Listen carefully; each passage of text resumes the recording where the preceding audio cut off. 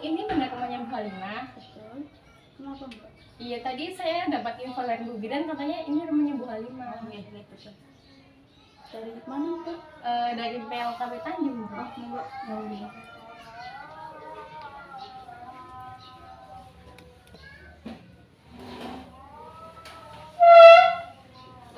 Mohon maaf Ibu, sebelumnya saya minta maaf ya, apakah mengganggu waktunya Ibu? Iya. Bila bisa Mbak. Oh iya Bu, perkenalkan nama saya Ika dari PLKP Tanjung. Ibu lagi hamil ya Bu ya? Usianya berapa minggu? 24 minggu. Bukan lagi melahirkan ya Bu ya? Ini ya Bu, saya punya.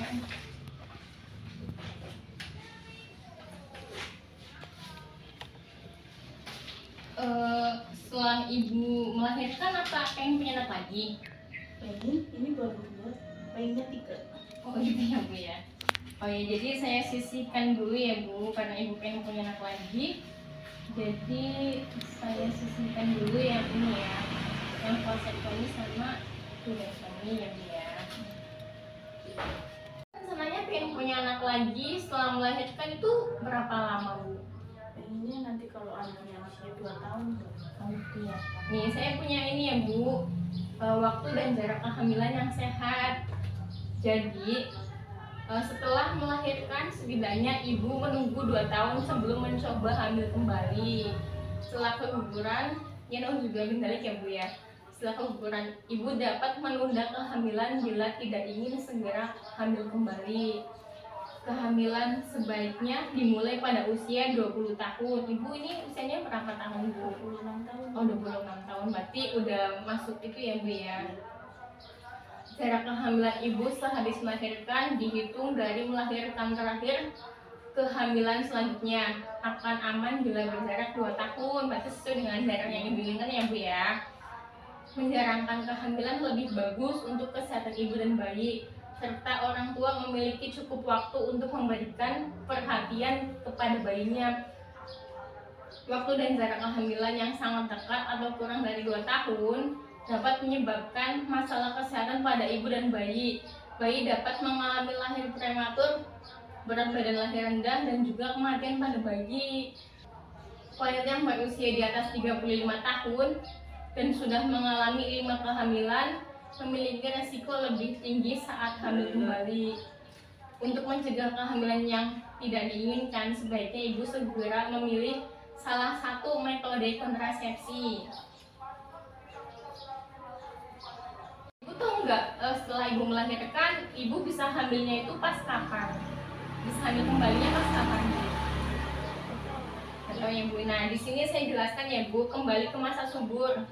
Jadi kembali ke masa subur itu wanita sehabis melahirkan tetap memiliki resiko hamil kembali walaupun belum mengalami menstruasi.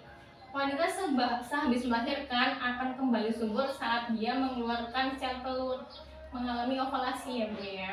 Bila tidak menyusui dengan eksklusif, ovulasi mungkin saja terjadi antara 4-5 minggu setelah melahirkan. Untuk mencegah kehamilan yang tidak diinginkan, sebaiknya ibu segera memilih salah satu metode kontrasepsi pasca persalinan. Ibu yang tidak menyusui bayinya secara eksklusif dapat kembali ke masa subur dengan lebih cepat. Nanti kehamilannya Bu ya. Lah di sini apakah ibu berencana menyusui bayi setelah ibu melahirkan? Iya Bu.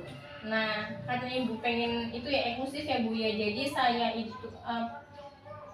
saya sisihkan kartu mal sama itu ya yang tidak digunakan, yang tidak ibu perlukan. KB apa yang bisa digunakan setelah persalinan? Belum tahu Mbak. Oh ya, nah sini. Ini saya punya kali ini ya Bu ya. Mempromosikan KBPP sebelum ibu pulang. Setiap wanita yang habis melahirkan bisa langsung mendapatkan pelayanan KB. Pelayanan KB sehabis melahirkan ini disebut dengan KB pasca persalinan.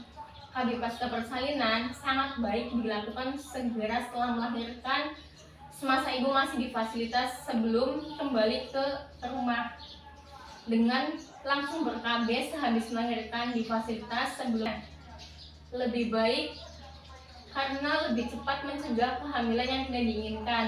lebih hemat waktu dan uang apabila ibu memilih metode jangka panjang untuk digunakan sebelum ibu pulang. Keluarga lebih banyak waktu untuk digunakan sebelum ibu pulang. Sebelumnya pakai KB apa bu? Habis suntik mbak, tapi nggak cocok karena ini sih efek sampingnya kan gendut, terus apa namanya nggak cocok, nggak normal, kadang sedikit, kadang nggak mens. Jadi nggak cocok ya bu ya. Nah ini saya punya rekomendasi alat kontrasepsi buat ibu ya. Karena ibu sebelumnya udah pakai suntik ya bu ya, tapi nggak cocok. Nah ini yang pertama itu alat kontrasepsi dalam rahim, AKDR yang mengandung tembaga. Berarti istilahnya apa ya? IUD ya.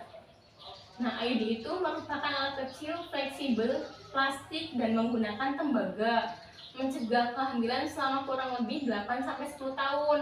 Nah metode yang aman dan efektif untuk hampir semua perempuan karena tidak mengandung hormon, dapat digunakan oleh ibu menyusui, dapat digunakan segera setelah melahirkan sebelum pulang, tidak dianjurkan pemasangan setelah melahirkan kurang dari 48 jam sampai dengan kurang lebih 8 minggu.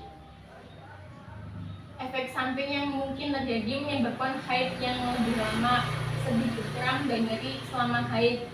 Efektivitasnya, pemakaian tahun pertama 6 kehamilan terjadi dalam wanita, 1000 wanita. Dari 1000 wanita itu hanya 6 yang mengalami kehamilan. Jadi nah ini ada implan ya bu ya. Implan ini merupakan kapsul batang kecil yang dipasang di bawah kulit ya bu ya.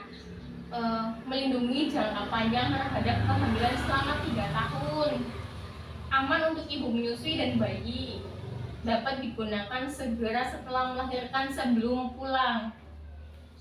Efek sampingnya mungkin dapat menyebabkan perubahan pada haid bulanan, sakit kepala, nyeri perut, atau rasa sakit tidak nyaman pada payudara. Soalnya setiap orang juga kan kadang efek sampingnya beda-beda ya bu ya, tergantung. Nah di sini ada kondom juga bu. Kondom itu digunakan biasanya buat bapak ya, buat laki-laki.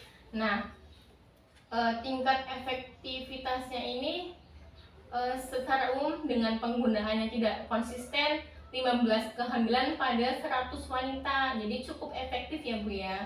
Terbuat dari karet latex tipis dilapisi pelicin.